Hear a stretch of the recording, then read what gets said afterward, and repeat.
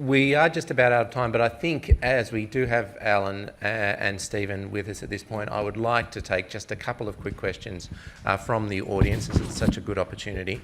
So can I ask our panellists to all come up?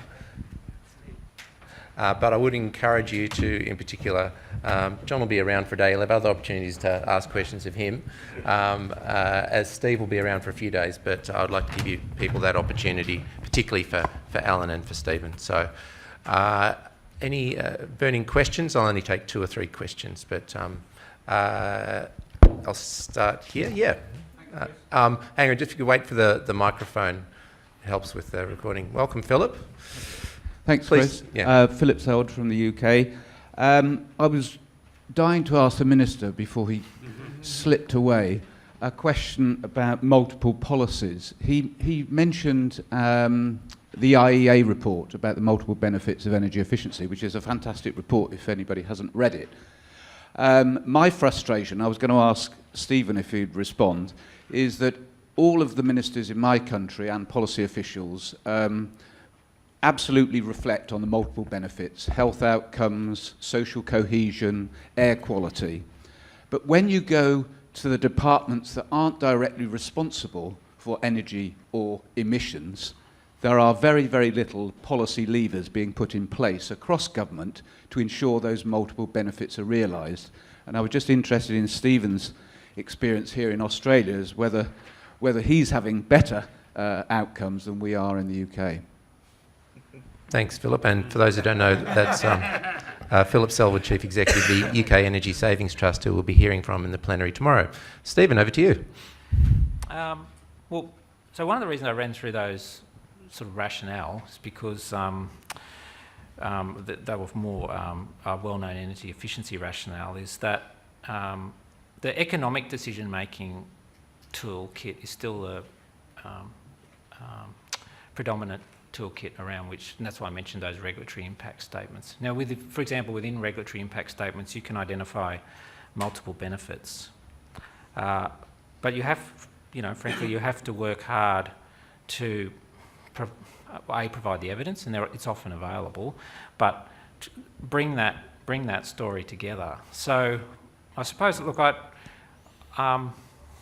I still think it's a challenge, frankly. I also think that a sense of fragmentation, because different places are responsible for different parts of the policy, hurts the policy making process, which is why I think plans like National Energy Productivity Plans, many of the things under that are not actually my responsibility or my department's responsibility, but they give me a role to drive change across departments. And then a single target, such as a simple target like energy productivity, gives you at least a starting, you need more, but at least a starting metric to hold you to account. So I think we would struggle in Australia just as you would in the UK, but the frameworks and the metrics, frankly, it's still often the case, unless you're measuring it, it's not being valued to people.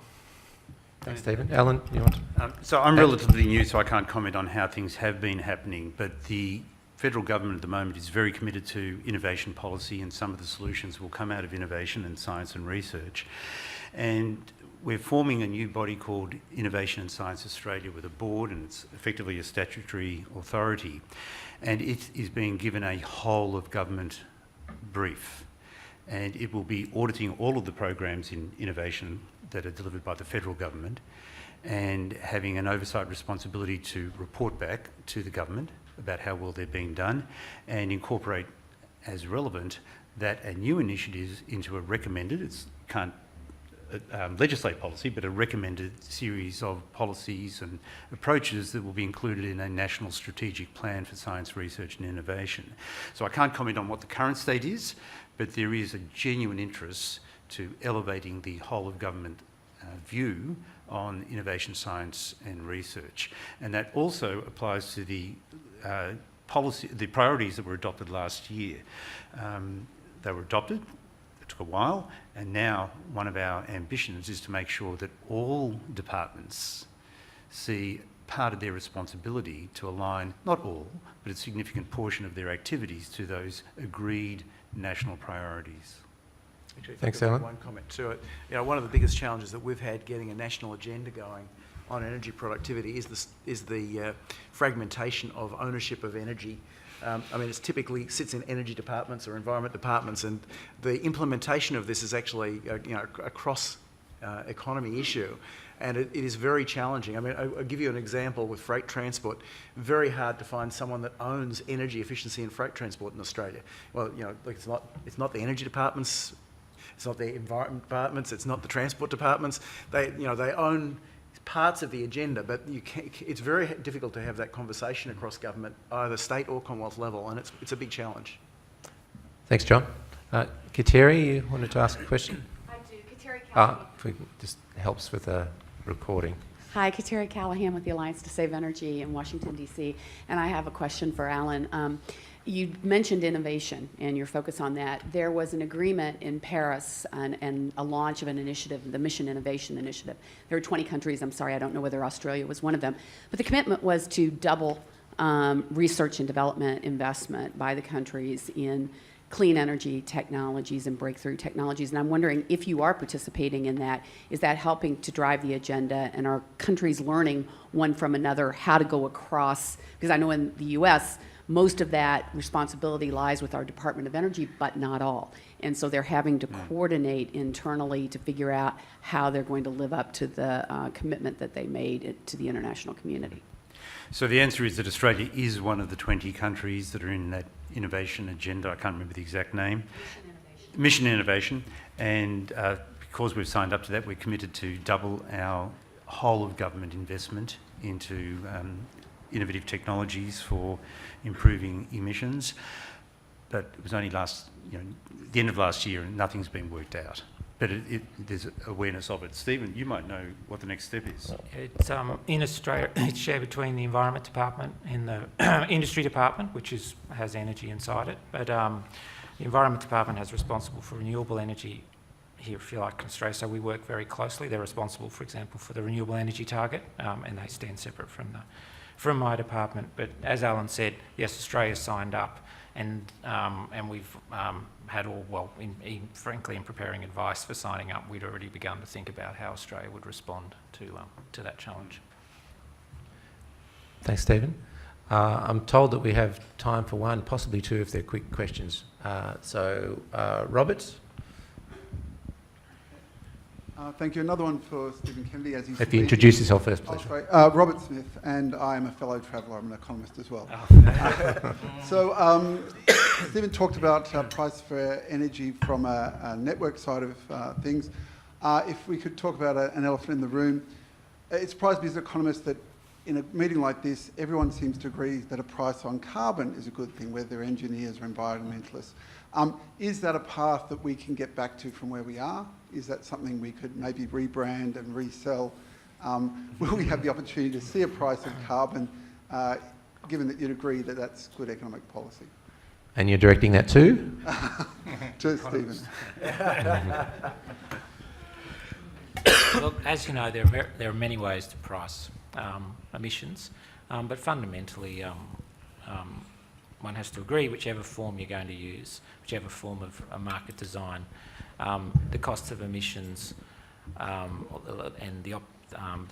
to be reflected in some way in decision making. I should have made a second point. It came out in Alan's discussion. There are two fundamental issues in addressing climate change. One is having policies that reflect the cost of decisions associated with emissions. The second one is innovation. This is something that I looked at with Ross Garnaut. There's always an underlying public policy case for, obviously, research and development and innovation. Alan was talking about that. It becomes an even more compelling case when you enter a policy area where you require rapid transformation. So it shouldn't, I thought of it when Alan was speaking, and it shouldn't be lost. It was what sat behind, for example, the establishment of the Clean Energy Finance Corporation and ARENA, and it's an important part of that transition. Thanks, Stephen. I'll take one last question if... oh no, I shouldn't have looked in two directions. Yes, Craig, let's see how quick we can get to two. I'll do a quick one. It's Craig Chambers from ACOM. I'm just interested, I think the dismantling of the energy efficiency opportunity was not a great decision, I think, for the country. It gave a lot of information, particularly for making decisions for industry around their forward planning on energy productivity.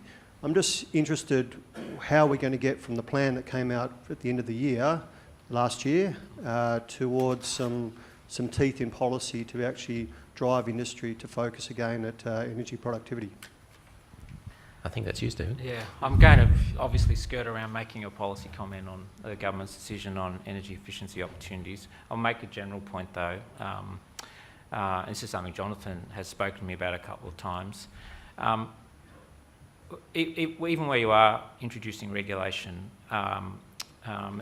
sure, it's going to have teeth.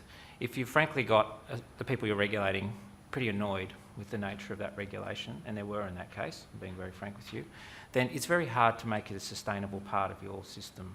And so, in the future, if anyone was to be revisiting that, I understand the need for teeth, but you have to have a more positive cooperation in the way that Jonathan's been talking about.